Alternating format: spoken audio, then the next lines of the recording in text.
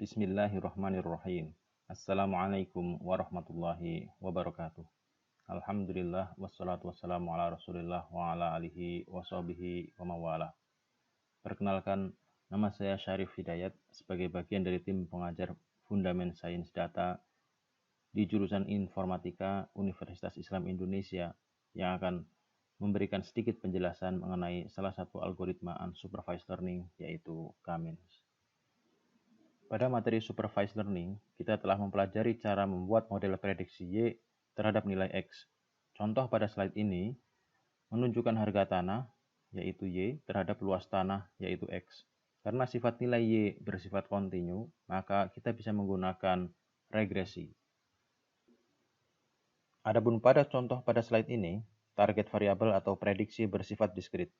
Model perlu memprediksi apakah data masuk kategori healthy, yaitu sehat, ataukah unhealthy, ataukah tidak sehat. Pada kasus ini, maka kita bisa menggunakan SVM. Pada kesempatan ini, kita akan mempelajari tentang salah satu algoritma unsupervised learning. Sebelumnya, kita perlu memahami perbedaan antara karakter data pada supervised maupun unsupervised learning. Jika pada data sebelumnya yang merupakan supervised setiap data memiliki label atau kelas, maka pada unsupervised, seperti pada contoh di slide ini, datanya tidak memiliki label atau kelas. Oleh sebab itu, problem pada unsupervised learning bukanlah memprediksi label dari suatu data baru, seperti pada supervised learning. Pada unsupervised learning, tugas kita adalah menemukan pola atau struktur. Dalam banyak kasus, berupa kelompok atau grup data atau lebih sering disebut sebagai cluster, sehingga pekerjaannya disebut sebagai clustering. Ide pada pengelompokan atau clustering adalah membagi data sehingga data pada satu grup memiliki kesamaan yang tinggi atau mirip. Sedangkan data pada grup yang berbeda memiliki kesamaan yang rendah atau berbeda. Pada kesempatan ini, kita akan mempelajari salah satu algoritma unsupervised learning, yaitu K-means. Algoritma K-means terdiri dari beberapa tahap berikut. Yang pertama, menginisialisasi pusat klaster awal, atau yang lebih dikenal sebagai centroid. Inisialisasi ini bisa dilakukan secara random maupun heuristik. Berikutnya, kita lakukan iterasi hingga convergence. Convergence di sini artinya ajek atau tetap atau tidak berubah. Iterasi itu terdiri dari beberapa step. Yang pertama, menentukan afiliasi grup dari setiap titik ke centroid terdekat. Yang kedua, update posisi centroid berdasarkan nilai rata-rata anggota grup. Pada slide ini, dilakukan inisialisasi posisi centroid yang ditunjukkan dengan tanda silang merah dan silang biru. Pada slide ini, ditunjukkan afiliasi grup dari setiap titik ke centroid terdekat. Ditunjukkan dengan warna titik yang berwarna merah, artinya bagian dari grup merah, dan titik yang berwarna biru, artinya anggota grup biru. Slide ini menunjukkan update posisi centroid merah dan biru, sehingga berada di tengah-tengah anggota grup masing-masing. Tentukan afiliasi grup dari setiap titik ke centroid terdekat yang baru dibuat atau diupdate. Pada slide ini, dapat dilihat beberapa titik yang sebelumnya memiliki afiliasi grup merah berubah menjadi biru. Update kembali posisi centroid hingga convergence atau ajek, dan hal ini diukur dari yang pertama, ajeknya keanggotaan setiap titik, atau yang kedua, ajeknya nilai dari distortion function. Yang ini akan dijelaskan pada slide berikutnya. Berikut adalah ringkasan dari keseluruhan tahapan algoritma K-means. Fungsi distortion yang disimbolkan dengan huruf J mengukur total jarak antara anggota klaster terhadap centroid. Pada setiap iterasi, nilai J akan selalu turun sehingga akhirnya tidak berubah lagi atau ajek sebagai tanda konvergensi. Sebagai contoh, akan dilakukan clustering pada data berikut yang terdiri dari 4 titik. Sebagai langkah awal, diinisialisasi posisi sentroid awal yang dalam hal ini adalah μ1 pada koordinat 1,1 dan μ2 pada koordinat 2,1. Diukur jarak antara titik 1, yaitu x1, dengan kedua sentroid, yaitu μ1 dan μ2. Jarak dengan μ1 adalah 0, sedangkan jarak dengan μ2 adalah 1.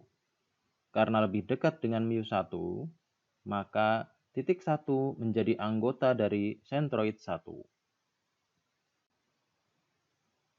Dilakukan hal yang sama terhadap titik 2, 3, dan 4. Sehingga didapat titik 2 menjadi anggota dari sentroid 2. Titik 3 menjadi anggota dari sentroid 2. Titik 4 pun menjadi anggota dari sentroid 2. Jadi, sentroid 2 saat ini beranggotakan titik 2, 3, dan 4. Kemudian, hitung nilai fungsi distorsi dengan menjumlahkan jarak minimal dari keseluruhan titik ke titik terdekat atau ke pusat sentroid, sehingga totalnya didapatkan hasil 7,07. Tentukan posisi baru sentroid berdasarkan nilai rata-rata anggota klaster. Posisi sentroid 1 tetap di koordinat 1,1. Sedangkan sentroid 2 menjadi 3,67, 2,67. Tentukan keanggotaan setiap titik terhadap sentroid baru dan didapat titik 1 tetap menjadi anggota dari sentroid 1. Sedangkan titik 2 berubah keanggotaannya dari sentroid 2 ke sentroid 1. Titik 3 tetap menjadi anggota sentroid 2 dan titik 4 tetap pula menjadi anggota dari sentroid 2. Hitung kembali nilai fungsi distorsi terhadap keanggotaan yang baru. Dan didapat bahwa nilai distorsi, nilai J di sini turun menjadi 3,35. Artinya semakin konvergen. Tentukan posisi baru sentroid berdasarkan nilai rata-rata anggota klaster. Maka posisi sentroid 1 menjadi 1,5,1, sedangkan sentroid 2 menjadi 4,5,3,5. Setelah menentukan posisi baru sentroid, langkah berikutnya adalah menentukan keanggotaan dari setiap titik terhadap sentroid baru. Dan didapat titik 1 tetap menjadi anggota sentroid 1. Titik 2 tetap menjadi anggota sentroid 1. Titik 3 tetap menjadi anggota sentroid 2. Dan titik 4 tetap menjadi anggota sentroid 2. Setelah melakukan update terhadap keanggotaan setiap titik, hitung kembali nilai fungsi distorsi atau J dan diketahui bahwa nilai J turun menjadi 2,42. Kita ketahui bahwa tidak terdapat perubahan keanggotaan pada dua langkah terakhir, sehingga bisa diasumsikan bahwa pada iterasi berikutnya posisi sentroid tidak akan berubah lagi. Demikian telah konvergen sehingga algoritma kami dapat berhenti. Demikian apa yang bisa saya sampaikan sedikit mengenai salah satu algoritma unsupervised learning kami pada kesempatan ini. Semoga bermanfaat dan barokah ilmunya. Sampai jumpa lagi pada kesempatan berikutnya. Saya Syarif Hidayat undur diri. Terima kasih.